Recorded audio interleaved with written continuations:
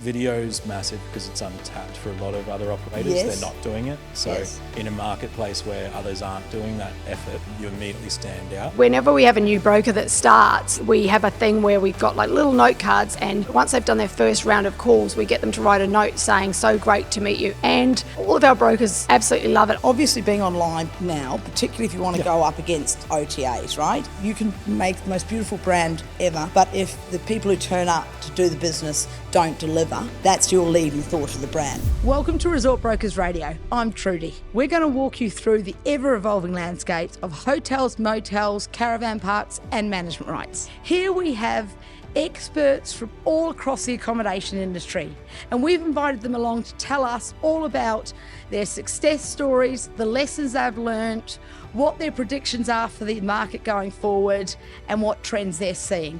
Please join us. We look forward to seeing you there. Hello and welcome back to Resort Brokers Radio. I'm especially excited about today's guest, two first-timers on the fabulous podcast, but two that have been invaluable to the growth of Resort Brokers over the last decade and more. Firstly, my sister and Resort Brokers Marketing Manager, Carla Cook. Hi there. Carla. I'm not used to being on this side of the camera. The camera loves you. And Liam from Juncture, who has worked with Carla to absolutely transition our brand and make it within our industry. We like to think the most well-known, but definitely very well recognised. And Liam, you have helped us with all aspects of growing the brand. So thank you for joining us. That's exciting. And Lee, thank you for coming on this side. Pleasure. You're doing such beautiful work. Thank we you, had to Trudy. get you here to talk about it. So I really today, given that we're in our 40th year and you have launched our fabulous new rebrand, which we want to talk about today, Carla, when did you start back with the beautiful brokers? I always remember when I started back because it was raining and raining and raining, and my husband, Alex, one of our directors, is English, and we'd moved back to Brisbane after living in the UK for nearly 9 years, and Alex said to me, "Geez, it rains a lot here." Anyway, that was 2011, and it was about the day before the floods started in 2011 Wow. in Brisbane. And it just bucketed down. So I always remember it was 2011. And I came back and I was looking for a job. And we have a magazine, The Informer. And I looked at it, and I think back in those days it was still in its horizontal format, which we thought was very cool at the time. It was cutting edge. It was. Yep. But I sort of thought to myself, I'd like to make it more like a proper magazine, maybe move it to portrait and have a bit more editorial and stuff in With it. a hard cover. Yes, we've done a thicker cover. With a exactly, thicker not cover. the same weight as the internal Yes. spreads. So while I was looking for a job, which is always a fun task, especially in Brizzy back in 2011, there's not a lot of work for sort of account directors or graphic designers. I said to Dad, how about I give the magazine a bit of a refresh? So I spent time, and that's sort of how we moved it to the format that we have today. So never really had any intention of that I was ever going to be working in the family business. I'm the only one in our family that doesn't sell anything. So, but Dad said, would you like a job? And I said, well, for a very, very large salary, I'd be delighted. And he said for a very moderate salary, we could have you at that time, because I think there were 11 of us Yes. in an office made for 4. Yes, So yes. it was friendly. And then, Liam, when did you start working with Carla? I started working with you guys through Lockie Webb in about 2020. Yes. Rest in peace, Lockie. Yeah. But lovely intro to you guys, and as with all things Resort Brokers, just basically jumped in and, held on for dear life. I still remember the first meeting and people coming from all different directions and then immediately talking over the top of one another Yes. at pace. Yes. Sometimes we think we should have a talking stick at a meeting. No, we try not to have too many of us. Yeah. So, Carla, you and I were talking on the way here today, and we were laughing around some of the transitions that the Resort Brokers brand has seen. And when we say brand, obviously the brand is many things, which I know want to get your colour on. But Carla, we were laughing at some of the colours, fonts, and the magazine being the other way layout. But tell us about what the fonts were and what colours we were using at the time. It's had a lot of different iterations. For, like most companies ResortBrokers started in 1985, and like most companies in 1985, it was all about, the American Psycho thing of the beige card, the serif typeface, and that was like that, and the block. And we thought we were quite cutting edge that we had put ResortBrokers underneath each other. And PTY Ltd, I think we included in the brand, which we used to do back in the day. And then sort of mid-noughties, I think I'd just gotten out of uni, and I said to Dad, I think the brand needs a bit of a rebrand. And it was kind of lime and navy, actually. So you kept the navy, because I think it was navy. It was and mainly beige. lime. Looking back, there's a very bright lime. Like there was no doubt. It was almost fluoro. I almost want to bring it. I feel like a lot of sort of accommodation businesses were that at the time though as well. Yes. So that was cutting edge. mid-90s. Yes, and it was a font that everyone used. Can't remember now. And then it had the fan, which was basically like I think it was meant to represent the sun. Or the sea, yes, well, yeah. So our dad liked it because it looked like a New Zealand rugby fern. So everyone was happy. And for a second there, for quite a long time, because they had that pretty much the whole time that I was in the UK, they had that, which we had up until, we were talking about when we moved to the black and white, and I think we had that up until maybe a couple of years before COVID. So yeah, still 2018. I think we were still rocking the lime. I think 17, 18 is when we moved made over. the move. So you did probably the first rebrand, which was from the beige to the blue to the blue and green. Yes. Or lime. I think Yeah. you got to call it lime. Then you went away, obviously, and worked with Pepsi and those little companies like Red Bull, and came back with your wisdom, and then you did the magazine, and then you got a full-time job. Then what did you go for? Well, we kind of just left it as it was, Yeah. and we went through a bit of a phase, which is always a mistake, where I used to joke at that stage. We had one designer, and I used to Sam, lovely Sam, and I used to laugh about colour of the week, because every time we saw anything, we would we always had the lime. The logo was always there, but we were always dropping lots of different colours in and stuff. So we decided that. We wanted to make it a bit sharper, and we also decided that we always quite liked the colour thing, and it's actually something that we've ended up carrying on, but the multicolour thing works really well for lots of different reasons.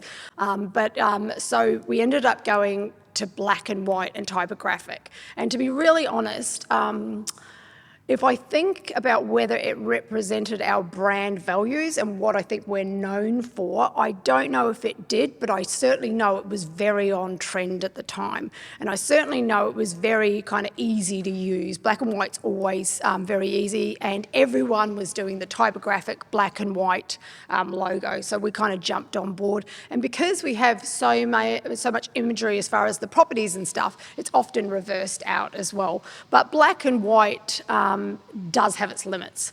Very exciting to be making a change to something that I think is much more reflective of who we actually are.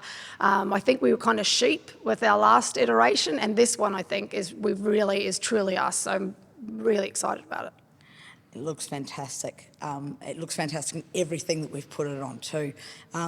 Liam, when you think about brand, right, and obviously we're talking about the visual brand, the logos and so on, but what is the brand? Like what is it? Yeah, so across my career, I've seen like many iterations of it, and also as you sort of get more experience too, I think I used to kind of grandstand people at the start and really try and nail them on what a brand is, but now I think it's probably more, I'm much more accepting that it's just kind of people's interpretations of how they feel about a business.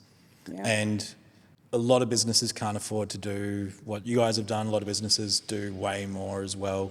But it's after any kind of activity, how somebody kind of feels and interprets that. And it has to be emotive as well. Yeah. But it can be across the people, it can be across the logo and the livery, which is obviously critical. It can be across events and how they're planned and how they're executed.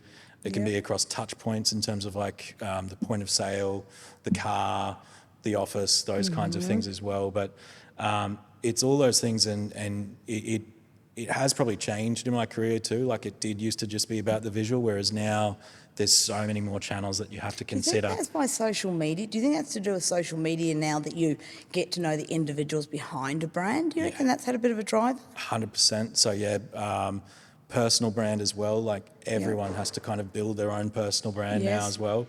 And yeah, absolutely social media has driven it, but also just brands trying to create more experiences too, which if you think about your management rights events and the effort that you go into those kinds of things, those kinds of things used to be a PowerPoint that you used to send out, whereas now we're creating these almost like get-togethers, right? Really, when it's just as much about the chat at the end. To interact and those kinds of things, because you're not meeting as face-to-face anymore as well. And I think that's kind of a big driver of a lot of the online experience-driven stuff is people aren't together as much.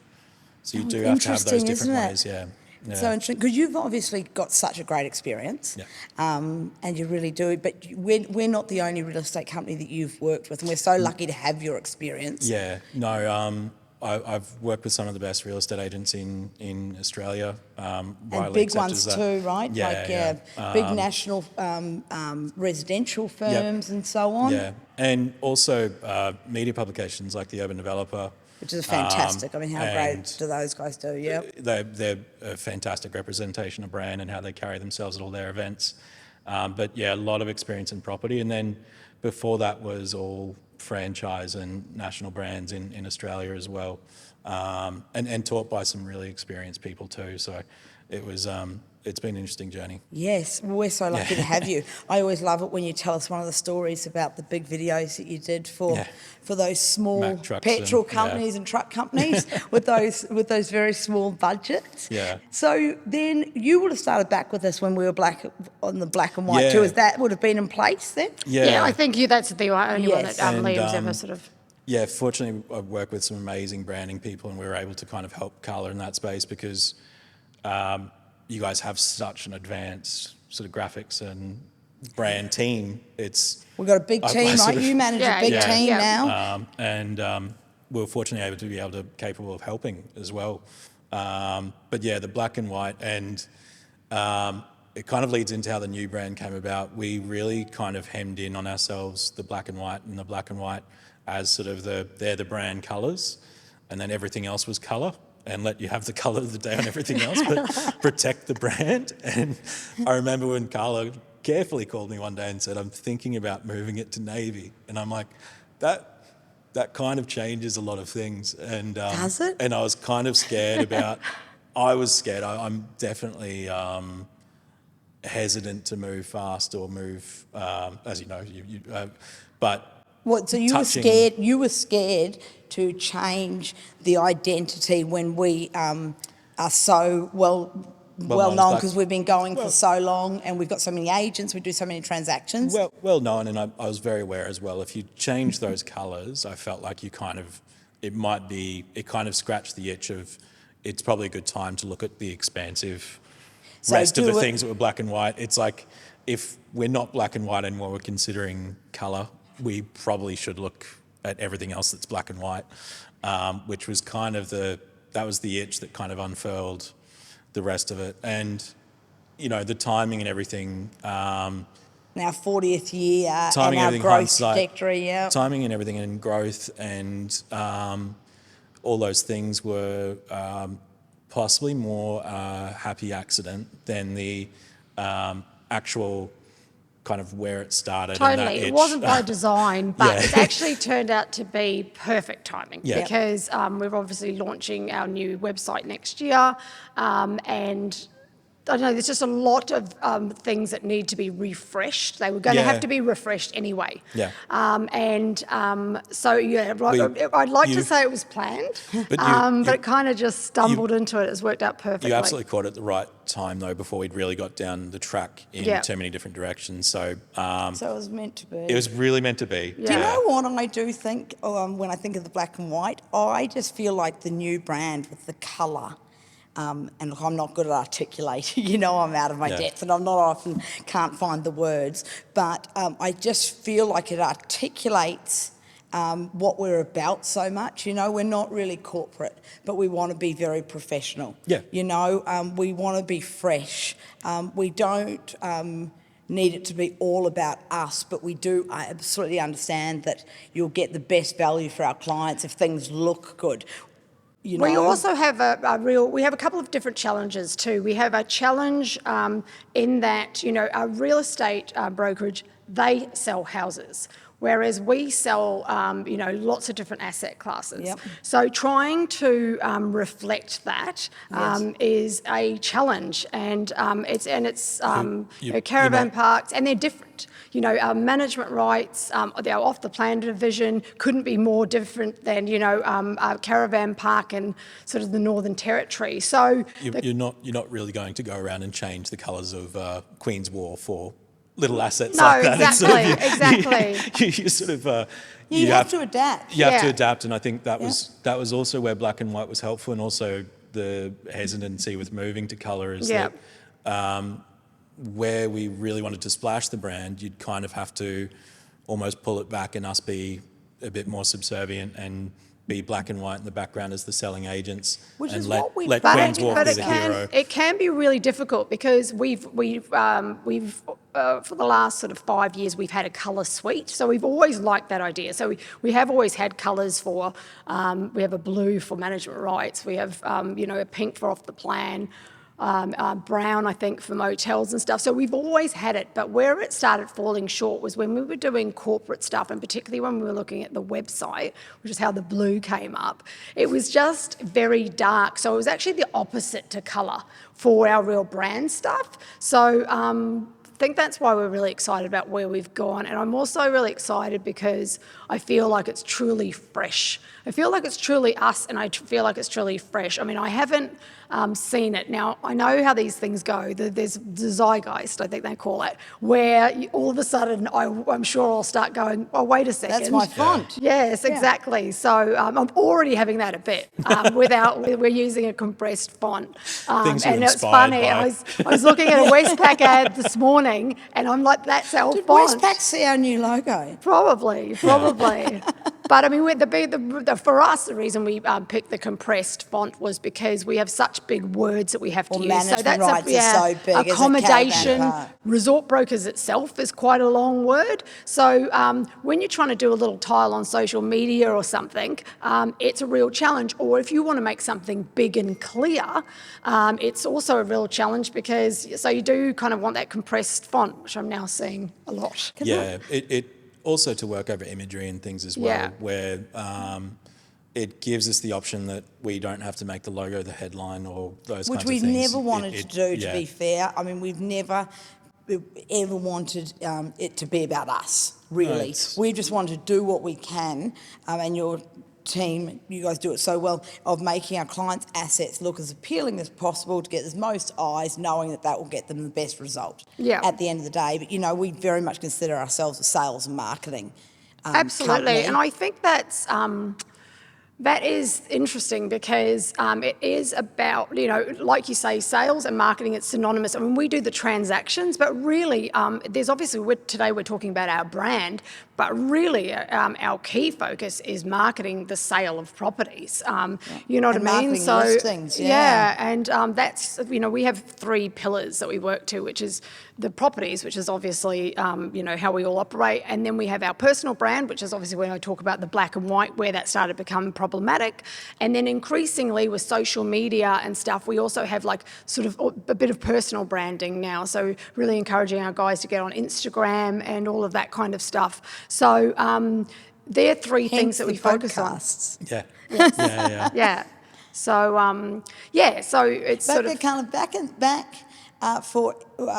Again, excuse me, but from my, I always thought it was so cool how all our bespoke marketing, we always were wanting to really mimic and embrace our clients' image. Yes. You know, so what colours they like on their marketing. I mean, I know I've seen so many beautiful investment memorandums for developers that could be a part of their marketing. Well, Sweet. and that's what they like about us. I mean, I think even though our brand's really strong, for people that have invested a lot of money and have a really strong brand, we will still always accommodate that need. But there's quite a lot of properties or management rights, resi management rights, that don't really have a brand. No. So it can sometimes be a real challenge where Lot 17.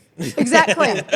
Where you want to get attention on it. Exactly. Right? Sometimes they don't even have any colour in their signage. It's just metal on the side of the building. So that's another really good opportunity too. We're really excited by that. I mean, we'll still always honour the people that have spent a lot of time, because I understand that particularly developers want to see the information memorandum for the business of their management rights in line with all the other stuff, because they've spent so much time and money. They still love that. But it's definitely going to make a lot of our designers' life easier to be able to have this really cool option now, where we still do the bespoke IM, but we can do it in our own branding. And it looks fantastic, and so therefore it looks more appealing.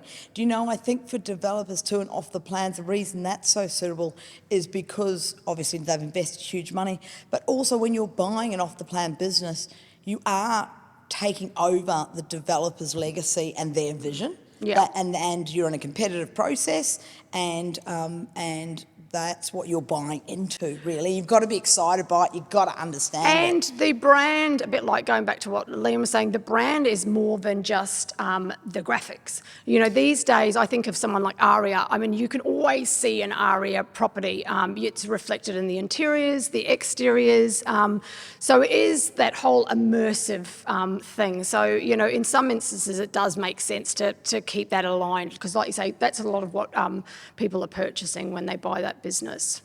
But I do just feel like it really, when you think of the pillars of what our agents do, and which Dad did when he started the company, about, being out in the market, seeing at least 20 clients a week, being really specialised and really enthusiastic and passionate and immersed in what we do, I do feel like it captures that. Yeah, I really do. I think the big difference from where you've been to where it is now is it does accommodation really well.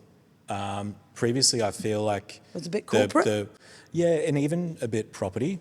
And I feel like too in property, a lot of things do look the same. If you change something by 10%, it looks drastically different. I feel like and the previous brand as well, it was just nudging it by 10%, whereas this one I feel has gone in a very different direction. There's a more confidence. design.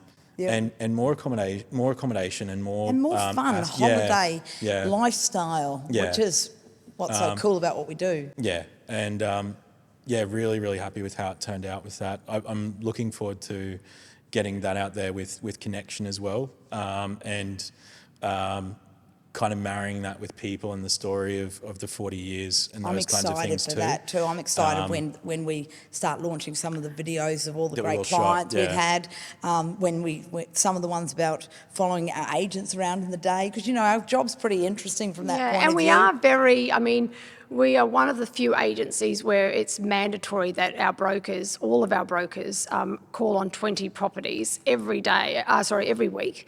And that is still we're old school. Old school in that way. Yeah. And we're also old, so that's why we've got our magazine, and that's old school too. I mean, so many magazines have gone online, but for us, it's about meeting someone face to face, having a chat, giving them the latest edition. Having a leave behind. A leave behind. But also something that's got shelf life. Yes. Yeah. And we even do, Liam, I'm not sure if you know about this one, but we even do note cards. So whenever we have a new broker that starts, we have a thing where we've got like little note cards, and once they've done their first round of calls, we get them to write a note saying, "So great to meet you," and they post it. We give them a little roll of stamps, proper old school. Yeah. And all of our brokers who really do it religiously say, you know what, out of everything that we do, when I come back, and especially if I say I'm going to see you again in September, and then they do see me, they just absolutely love it. I mean, who doesn't love an actual something that comes through the post that's not a bill? I mean, it's almost got more cut through now because everything's online, isn't it? I think too, you'll notice when something physical arrives far more when you say that you're going to do something and you do it. The follow through of it being physical and it being in the in average your is so hands, low. as opposed to noticing a text of the wall of text that you get as running a business. I think that's a really big difference Also, as well. it takes effort. Yeah. Let's be honest. Yeah, exactly. It takes a lot more effort to And sit money. down and write. Yeah. And I don't know if anyone's tried to write 10 note cards. You wouldn't be able to read mine. You right? you need a discipline, and there is an effort to it. It's so effective that, and we actually have really looked at this, where 2 agents have started at the same time, and one agent who did it religiously and one that we didn't get to do it the first round, they did it the second, and we reckon it was as effective from building relationships, the clients opening up so that you can really get to the nuts and bolts and really become their advisor and help them in any way possible, is a whole round. You know, so it's almost equivalent to a face-to-face meeting. Another call, effectively. Because of the cut-through and the effort it takes. Yeah. Liam, for our clients, right, we'll give a bit of free marketing advice if you don't mind. Obviously being online now, particularly if you want to go up against OTAs, right? A bit like for us, you can make the most beautiful brand ever, but if the people who turn up to do the business don't deliver, that's your leading thought of the brand, right? Exactly the same for our clients, right? It's all about service, really. They can have the best website, but if people turn up and the rooms are dirty, it doesn't. Exactly, yeah. And that comes back to the feeling that I was mentioning before, but what you getting at, just what advice to them in terms of dropping? That's where I was leading to, I think for that, it's really about control for them, and particularly when they have to work with the OTAs, like there's no way around it. Having a brand for the accommodation asset itself, and differentiating between other assets and things as well, that's value.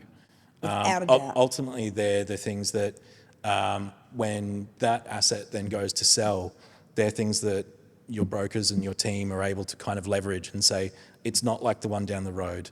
And the proof points and things are being thought about. And it makes it more memorable as well. I mean, whenever anything's really well done, little messages in the rooms or any of that kind of stuff, you do remember it. Yeah, and I agree with that. for you as well in terms of selling the asset too, and for the operator themselves, like you might be known as Johnny Walker, but if there's Johnny Walker Red and Johnny Walker Blue, like which one are you? And that all comes down to positioning and those kinds of things as well. So differentiating yourself even when you're in a situation like an OTA, right?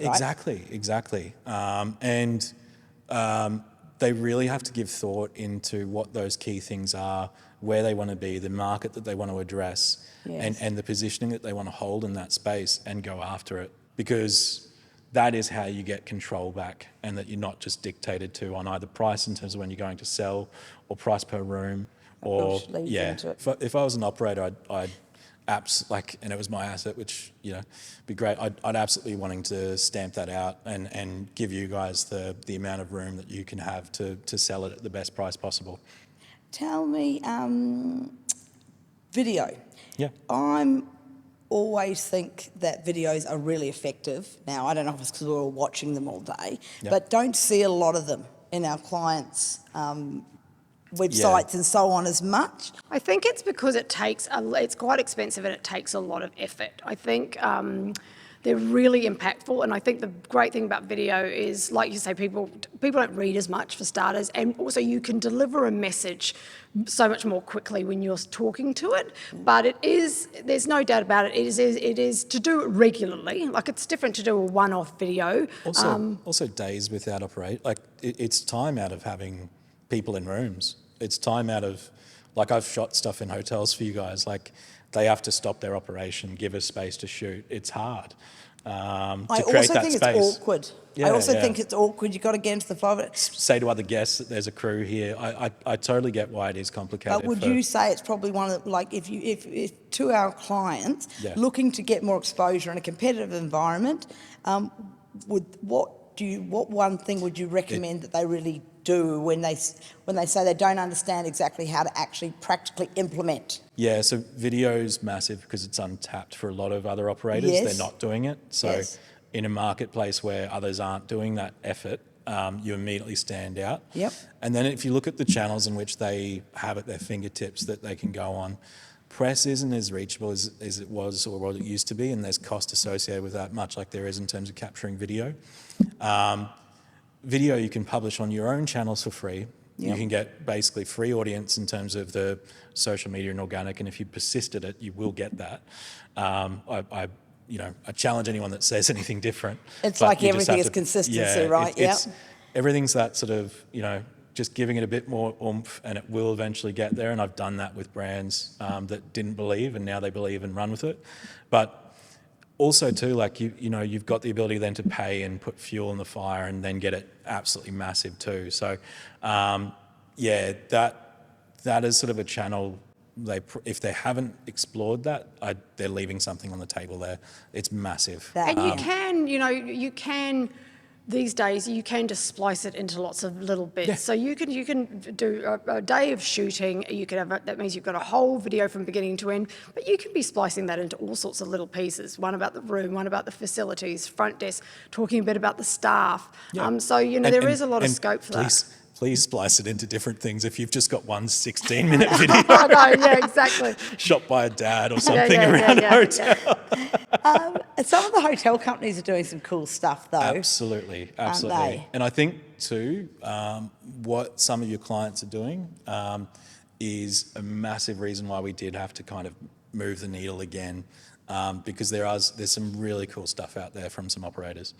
Yeah, so like always, we're just trying to keep up with all our amazing clients. Yeah. Hey, thank you so much. Long live the lime. It looks amazing. Yeah. And please, if you haven't seen it, reach out and definitely check out the new website next year. We'll let you know when it launches. Thanks a lot, guys. Thanks, Trudy. Thank you so much for joining us at Resort Brokers Radio. Please subscribe and follow us and give us a 5-star review so we can be back again next time. Thanks a lot.